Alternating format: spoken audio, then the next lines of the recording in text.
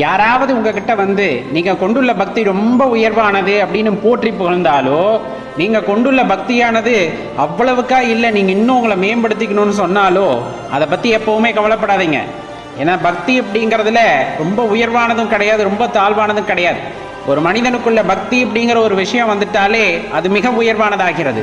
அதுலேயும் குறிப்பாக சொல்லப்போனால் உங்களுக்குள்ள அந்த சிவபக்திங்கிற ஒரு விஷயம் உள்ள வந்துருச்சுன்னா நீங்களே உயர்ந்த ஆத்மாக்கள் ஆகிறீர்கள், நீங்களே உயர்வானவர்கள் ஆகிறீர்கள். அப்படி இருக்கும்போது நீங்கள் செய்கின்ற பக்தி அப்படிங்கிறது உயர்வானது தாழ்வானது அப்படிங்கிறதெல்லாம் இல்லை, அனைத்தையும் கடந்ததாக மாறுகிறது. அப்பனிடம் நாம் சரணடைந்து விடுகின்றோம்.